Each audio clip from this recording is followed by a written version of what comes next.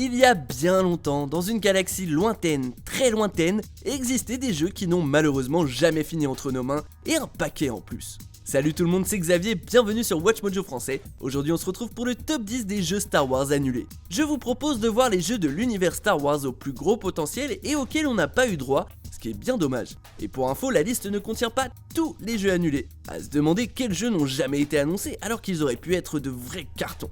Time to tilt things back in our favor. You escape pod? What are you doing? This guy's taking the express. Numéro 10, Star Wars, le pouvoir de la Force 3.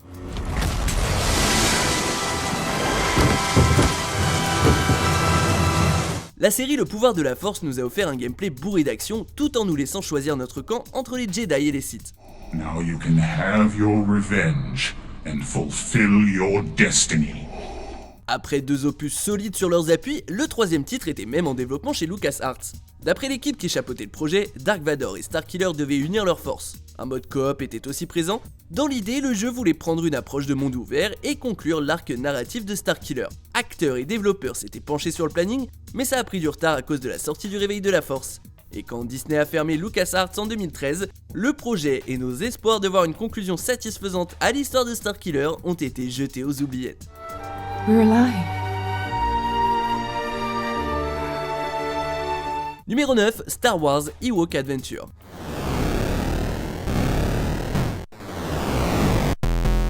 Malgré une grande animosité envers les Ewoks, Parker Brothers s'est amusé à plancher sur un jeu qui leur était entièrement dédié. Le jeu a été conçu par Larry Gelberg pour l'Atari 2600 et les joueurs devaient y affronter des Stormtroopers.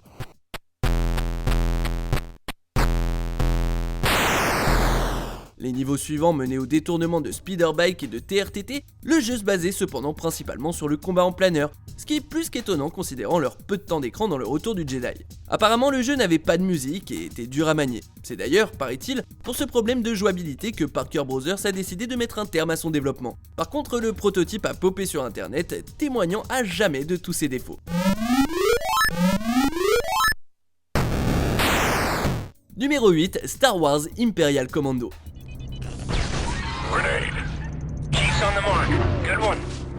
Dans Star Wars République Commando, vous incarnez une escouade de commandos clones pendant la guerre des clones.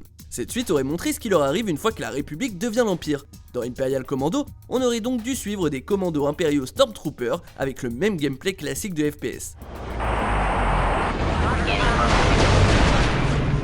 Les visuels et même une ébauche d'intrigue existaient déjà avant la sortie de République Commando. Mais bon, a priori, les chiffres de vente décevants du premier jeu ont mis un stop au développement d'Imperial Commando. Néanmoins, les rumeurs et les infos supplémentaires issues de livres LucasArts alimentent les discussions sur une éventuelle suite entre les fans aujourd'hui encore. Numéro 7, Star Wars, épisode 7, Shadows of the Sith. Actually, the droids are not for sale. Avant d'être abandonné en 2004, il y avait chez LucasArts un projet complètement fou, celui de faire une suite au Retour du Jedi sous forme de jeu vidéo. I'm taking Captain Solo and his friends. You can either profit by this or be destroyed. L'histoire devait suivre Ben Skywalker, le fils de Luke, dans son combat contre le maléfique Jacen Solo. Aden Blackman, directeur créatif de LucasArts, a aussi déclaré que les joueurs auraient pu utiliser grâce à la force des pouvoirs jamais vus avant. Le jeu avait aussi l'ambition de fusionner des intrigues de l'univers étendu et des films, et bien que Shadows of the Sith n'ait jamais réussi à prendre son envol, certaines de ses idées ont été utilisées dans le pouvoir de la force. Vu le nombre d'éléments de l'intrigue qui ont été copiés dans le Réveil de la Force, LucasArts était clairement sur la bonne voie avec Shadows of the Sith. The droid. Where is it? Numéro 6, Star Wars Dark Squadron et Star Wars Rogue Leaders Rogue Squadron Wii.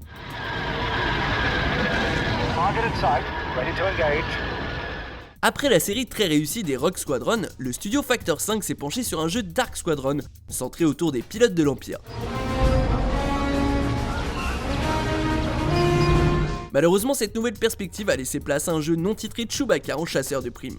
Sauf que le jeu en question sur Chewie se serait mangé un gros stop par George Lucas en personne, enterrant l'idée pour de bon. Des années plus tard, Factor 5 a bossé sur une compilation Rogue Squadron pour la Wii, avec en plus une campagne en coop ajoutée aux 3 jeux de la trilogie. Cette compilation aurait aussi proposé un mode de course en speederbike, des duels de sabre laser via le Wii Motion Plus, et même du contenu pour la Wii Balance. Malgré l'historique entre Factor 5 et Star Wars, le jeu semble avoir été mis au placard à cause de problèmes légaux. Numéro 5, le projet Ragtag de Visceral. Our goal has always been not to just sort of make a game that is set in the Star Wars universe, but to really tell an authentic Star Wars story. En 2013, Visceral Games a fait équipe avec Amy Hennig de la franchise Uncharted pour faire un jeu Star Wars avec une grosse place pour la narration. L'histoire de Ragtag devait être une sorte de casse à la Ocean's 11, mais avec l'action d'un Uncharted. Le gameplay devait laisser les joueurs contrôler plusieurs membres en mission en laissant le choix entre les échanges de tirs et la furtivité pour s'en sortir. De ce qu'on sait, les batailles spatiales offraient la possibilité de détourner des vaisseaux. Pour le cadre, le jeu devait prendre place après la destruction d'Alderaan. Malgré une grosse équipe, Visceral a été remercié par EA en 2017, soi-disant parce que le jeu était trop linéaire et pas aussi rentable que FIFA. Le jeu a donc été remis dans les mains d'EA Vancouver avec l'objectif d'améliorer la rejouabilité, et on croise les doigts pour qu'ils y arrivent, hein. And I just hope that every fan walks away going, wow, I never thought they were gonna bring my Star Wars fantasy to life. Numéro 4, le projet Orca d'EA Vancouver. So it's a fantastic opportunity for Motive to really tell the world what we're about, and we're going to bring that to Battlefront. Bon, même après avoir ingurgité le projet Ragtag de Visceral, EA Vancouver aurait recommencé quasiment à zéro, ne se servant que de quelques visuels et concepts. Cela dit, les joueurs devaient toujours incarner un malfrat ou un chasseur de primes, par contre on serait passé au monde ouvert. Right on time. Chez EA, on avait de gros objectifs pour ce jeu, mais le temps de développement annoncé leur a fait un peu peur avec la prochaine génération de consoles à l'horizon.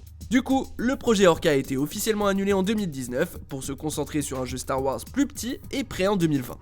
Let's go. Numéro 3, Star Wars Knights of the Old Republic 3. Étant donné la solide fanbase autour des deux premiers Knights of the Old Republic, c'est pas étonnant qu'un troisième opus ait été envisagé. John Stafford, qui a bossé sur KOTOR 2ème du nom, était même très vite affecté au projet. L'équipe avait a priori écrit des éléments de l'histoire, des quêtes, des personnages et designé des mondes entiers à explorer.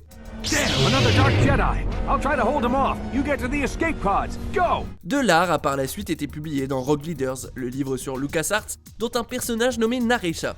La production a été arrêtée avant même le développement parce que justement, LucasArts vivait une période trouble et EA aurait a priori rejeté plusieurs idées de pitch de la part de BioWare pour le relancer pour des raisons inconnues. Il y a bien le bon vieux MMO The Old Republic à se mettre sous la dent, mais toujours aucune rumeur sur une éventuelle suite.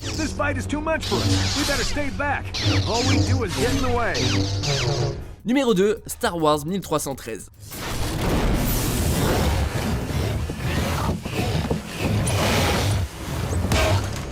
Tandis que bon nombre de jeux Star Wars sont plus innocents et familiaux, 1313 avait en tête de raconter une histoire plus mûre. Le gameplay se serait concentré sur un jeune Boba Fett dans le niveau 1313, une ville souterraine de la planète Coruscant. Down? Yeah, down.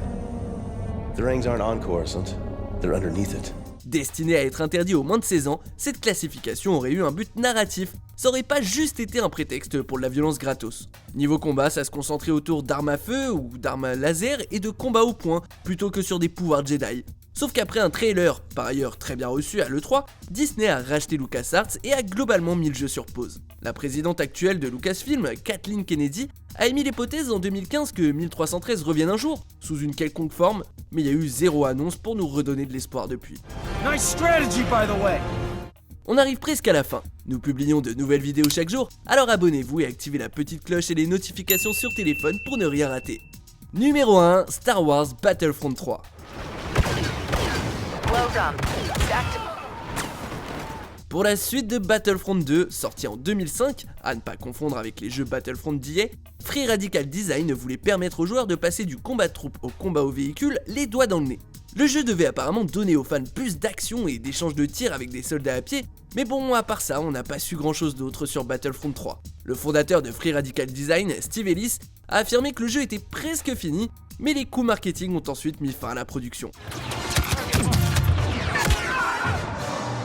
Ça a provoqué beaucoup de remarques de la part d'employés de LucasArts, comme quoi Free Radical aurait dépassé ses deadlines et aurait ouvertement menti sur l'état d'avancement du jeu. Finalement, des images ont fuité sur les internets et une version jouable de Battlefront 3 était brièvement téléchargeable sur Reddit.